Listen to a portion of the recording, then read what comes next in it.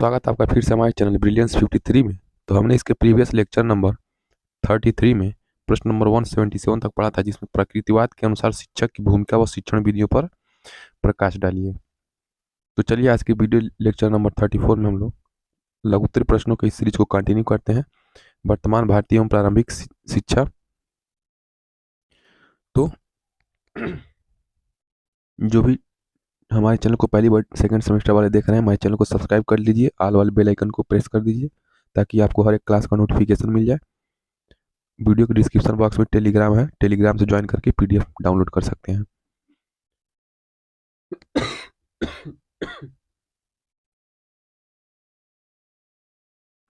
प्रश्न नंबर 178, गांधी जी के शिक्षा दर्शन को स्पष्ट करते हुए उनके शैक्षिक सिद्धांतों का उल्लेख कीजिए।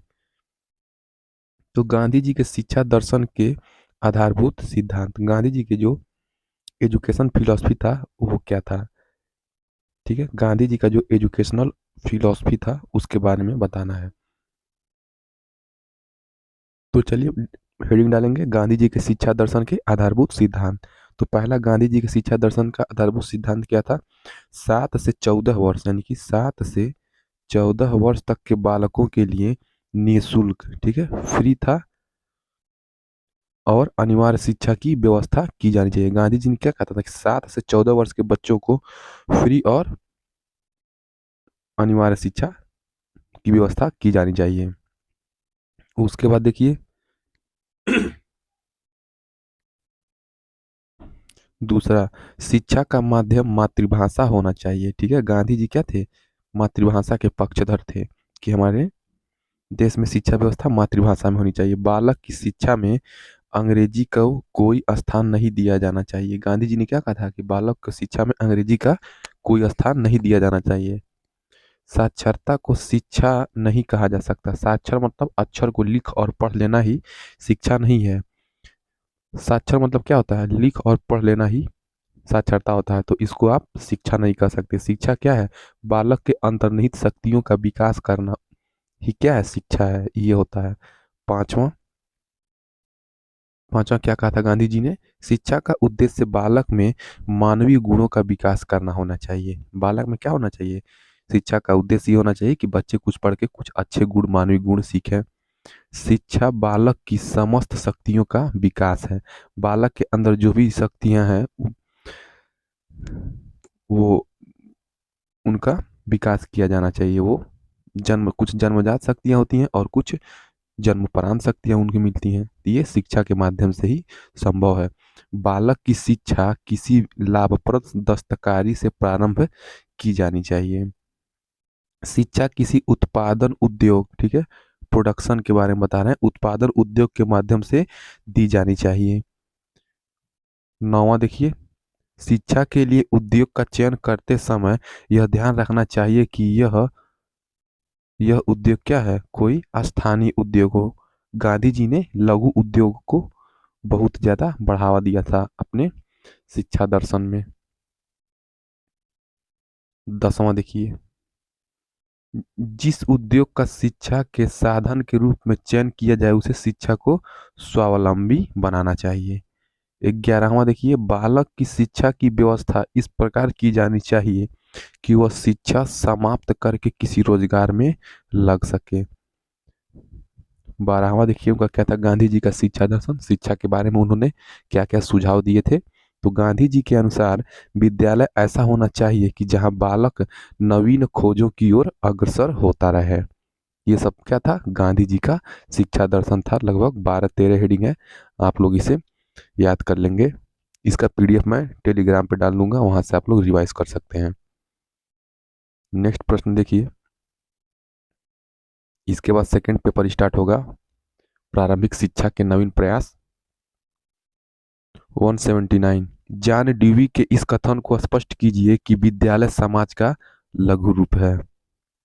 तो जॉन ड्यूवी के इस कथन को स्पष्ट करना है कि विद्यालय क्या है? समाज का लघु रूप है। तो विद्यालय को समाज का लघु रूप मानने में प्रगतिशील विचारकों का महत्वपूर्ण योगदान है। यानी कि जॉन ड्यूवी क्या है? प्रगतिशील विचारक हैं ये, यानी कि प्रोग्रेसिव थिंकिंग वाले हैं ये। मतलब ऐसा प्रोग्रेस जो धीरे धीरे चले उसे क्या कहेंगे, प्रगतिशील विचारक कहेंगे। मतलब काल और समय के अनुसार धीरे धीरे क्या परिवर्तन होता रहे, ये प्रगतिशील विचारक। जॉन डीवी ने विद्यालय को एक सामाजिक संस्था के रूप में स्वीकार करते हुए यह कहा है कि जिस प्रकार शरीर को कायम यानी कि जिंदा रखने के लिए भोजन की जरूरत होती है, उसी प्रकार समाज के अस्तित्व को बनाए रखने हेतु शिक्षा की जरूरत होती है। इसके लिए शिक्षा के महत्वपूर्ण साधन के रूप में क्या होना चाहिए, विद्यालय की जरूरत होती है। यह संस्था बालकों को उन सामाजिक क्रियाओं में प्रशिक्षित करती है जो वर्तमान सामाजिक जीवन में प्रचलित है। डीवी का कथन है, क्या कथन है विद्यालय समाज का लघु रूप के बारे में, तो जॉन डीवी का कथन है, विद्यालय एक सामाजिक संस्था है, शिक्षा एक सामाजिक प्रक्रिया है। विद्यालय क्या है, एक सामाजिक संस्था है और शिक्षा एक सामाजिक प्रक्रिया है, और इस नाते या इस वजह से विद्यालय सामान्यतः सामुदायिक जीवन का यह स्वरूप है जिसमें वे समस्त साधन केंद्रित होते हैं जो बालक को प्रजाति की पैतृक संपत्ति में अपना भाग प्राप्त करने तथा उसे अपनी शक्तियों को सामाजिक हितों हेतु उपयोग में लाने हेतु तैयार करते हैं।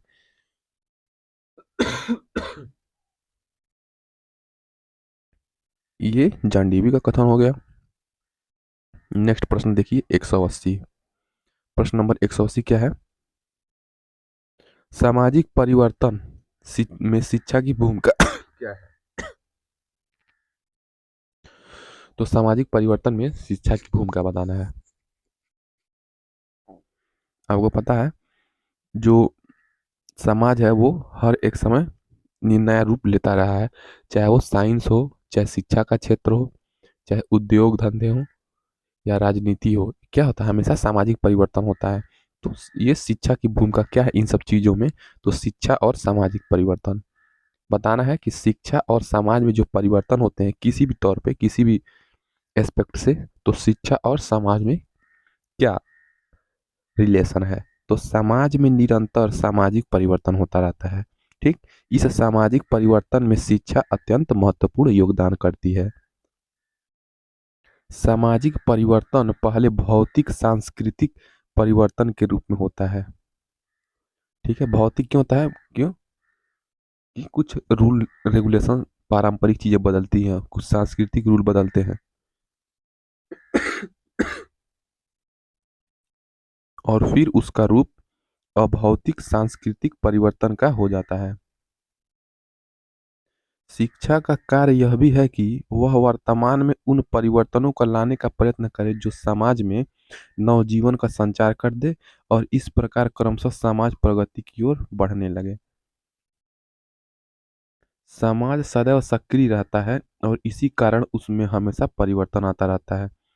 कुछ व्यक्ति सामाजिक परिवर्तन लाने का प्रयत्न करते हैं, ठीक है। सामाजिक परिवर्तन लाने का प्रयत्न करते हैं कौन, जो क्या होते हैं बहुत सोच से क्या होते हैं, क्रांतिकारी होते हैं, समाज में कुछ योगदान देना चाहते हैं, बदलना चाहते हैं। तो कुछ लोग क्या करते हैं, अपना एनजीओ खोलते हैं, कुछ लोग अपना संस्था खोलते हैं, कुछ लोग क्या होते हैं किसी राजनीतिक पार्टी में नेता बनते हैं, कुछ लोग वैज्ञानिक बनते हैं, कुछ लोग शिक्षक बनते हैं। तो हर कोई क्या करता है, समाज में अपनी वजह से कुछ न कुछ परिवर्तन लाना चाहता है, कुछ न कुछ अच्छा देना चाहता है।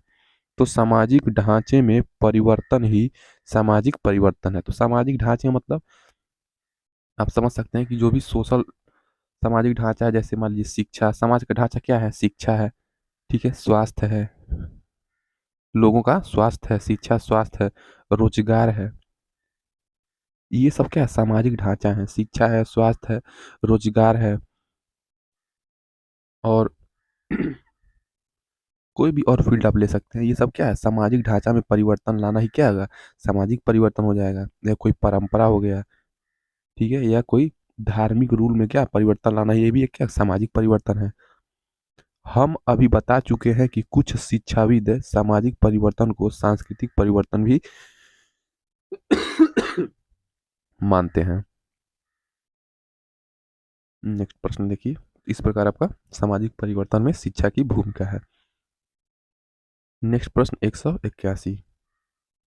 181वां प्रश्न क्या है, प्रश्न नंबर 181, बाल श्रम के प्रमुख कारण एवं इसके निवारण के उपायों का उल्लेख कीजिए। अथवा अथवा बाल श्रम किस प्रकार निःशुल्क एवं अनिवार्य बाल शिक्षा में बाधक है।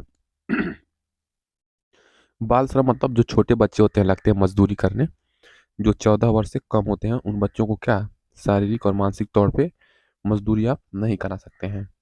तो बाल श्रम किस प्रकार निःशुल्क एवं अनिवार्य शिक्षा, आपको पता है हमारे संविधान में प्रावधान है 14 वर्ष से कम बच्चों को निःशुल्क एवं अनिवार्य शिक्षा देने की बात कही गई है। ये हमारे संविधान में क्या है, एकदम ये संवैधानिक है, ये देना बहुत जरूरी है, ये रूल है। तो ये इस रूल का क्या हो रहा है, हनन हो रहा है, इस रूल का मतलब माना नहीं जा रहा। क्यों नहीं माना जा रहा है? क्योंकि बाल श्रम करवाया जा रहा है, बच्चों से मजदूरी करवाया जा रहा है। इस समय इनको पढ़ाना चाहिए तो मजदूरी कर रहे हैं। तो ये देखिए एक दूसरे का क्या है, अपोजिट है, बाल श्रम और संवैधानिक अधिकार। तो इन दोनों के बीच में जो बाल श्रम है वो क्या है, बाधक है। तो बाल श्रम का स्वरूप हमें प्रत्येक शहर एवं प्रत्येक स्थान पर देखने को मिलता है। जैसे साइकिल तथा स्कूटर रिपेयर करने की दुकानों पर अधिकतर बालक कार्य करते हैं। कारखानों में बालक कार्य करते हैं। इसी प्रकार अन्य दुकानों तथा घरों पर छोटे छोटे मासूम बालक कार्य करते हैं, जबकि उनकी विद्यालय जाने की उम्र होती है। घरों में बालिकाएं सफाई, बर्तन इत्यादि का कार्य करती हैं।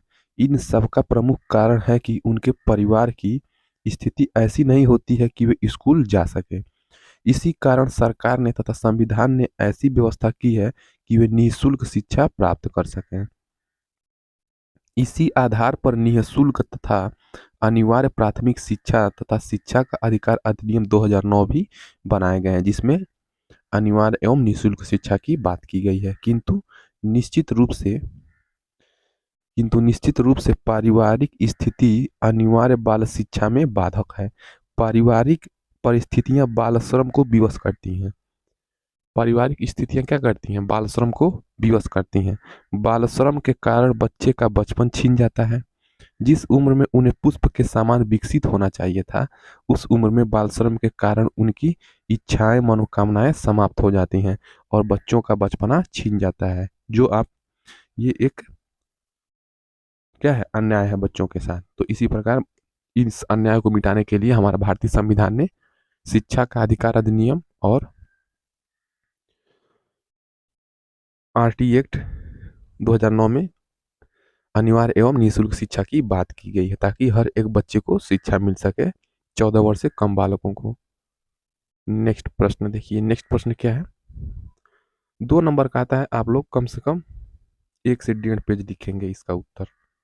1 से 1.5 पेज आपको हर एक प्रश्न का, लघु उत्तरीय प्रश्न का उत्तर लिखना चाहिए। सेफ जोन में रहेंगे। 182, रेडियो धर्मी प्रदूषण किसे कहते हैं तथा इससे क्या हानियां हैं। 20वीं शताब्दी में आविष्कृत परमाणु ऊर्जा सर्वाधिक शक्ति का साधन है। परमाणु संयंत्रों से होने वाला प्रदूषण भी उतना ही अधिक भयावह है। इस इन संयंत्रों से जल, थल, वायु का दीर्घकालिक प्रदूषण होता है। परमाणु ऊर्जा अन्य सभी स्रोतों की अपेक्षा सस्ती है, अतः विश्व के अनेक देशों ने इसका विकास किया है। परमाणु ऊर्जा मतलब परमाणु यूरेनियम थोरियम का विस्फोट करा करके परमाणु रिएक्टरों में जो कारखाना होता है वहां से इलेक्ट्रिसिटी जनरेट किया जाता है, और थोड़े से ही परमाणु पदार्थ में क्या होता है, बहुत ज़्यादा लार्ज अमाउंट में क्या होता है, एनर्जी, इलेक्ट्रिसिटी जनरेट होता है, उत्पन्न होता है। तो ये बहुत अच्छा है, ठीक है। तो परमाणु विद्युत गृहों यानी कि जहाँ पे एटॉमिक रिएक्टर होते हैं, एटॉमिक इलेक्ट्रिसिटी रिएक्टर होते हैं, इसको कहते हैं। मतलब ऐसा ऐसा विद्युत गृह, ठीक, ऐसा इलेक्ट्रिसिटी हाउस, ऐसा कारखाना जहाँ पे क्या हो, परमाणु से यानी कि एटम से, मतलब क्या बोलते हैं, यूरेनियम थोरियम हो गया, जो भी रेडियोधर्मी पदार्थ, जो भी रेडियो एक्टिव एलिमेंट है, ये विज्ञान में होता है।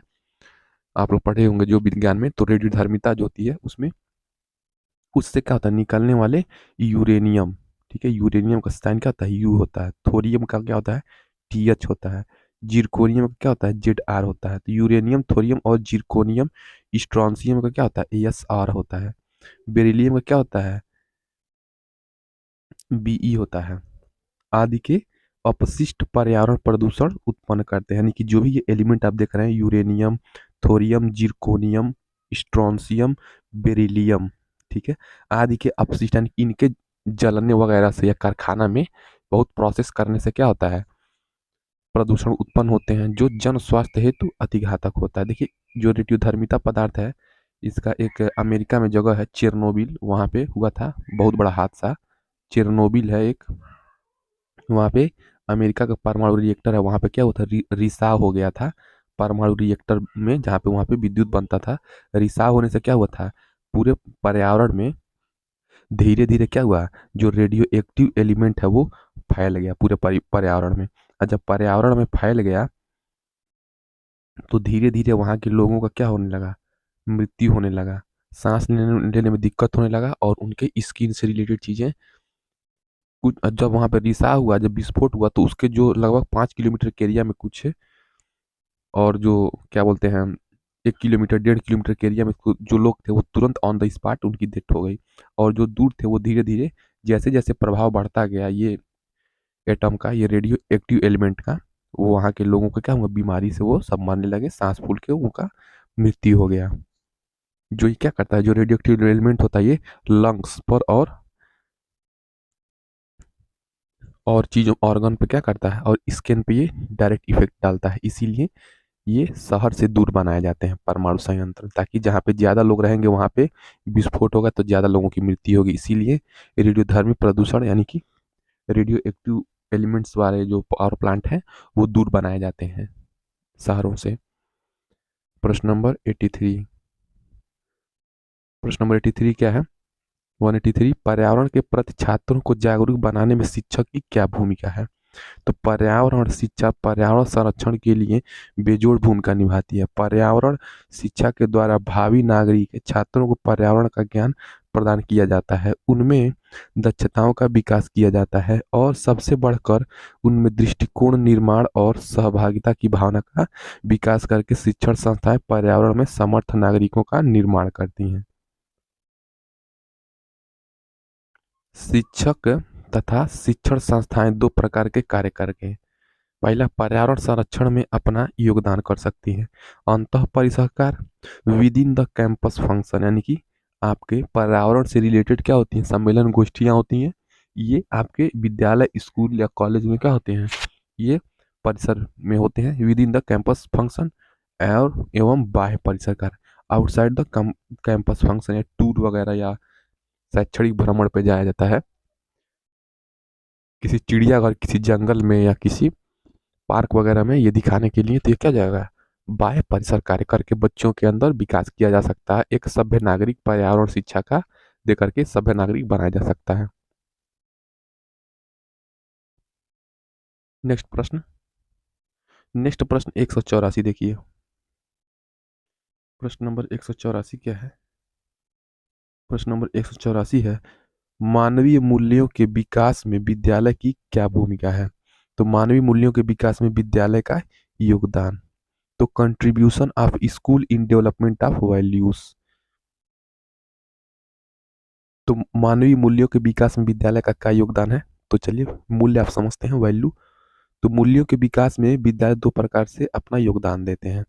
पहला, बालकों में जीवन उपयोगी आवश्यक मूल्यों का विकास का, जीवन उपयोगी मतलब क्या जाएगा, बड़ों का सम्मान करना, बड़ों का सम्मान करना, टाइम से विद्यालय जाना, अपना दिन प्रतिदिन का कार्य अच्छे से करना, दिनचर्या वाली जीवन उपयोगी आवश्यक मूल्यों का विकास करना, ठीक है, टीचर का इज्जत करना, रिस्पेक्ट करना, ये सारी चीजें जीवन उपयोगी हो जाएंगी।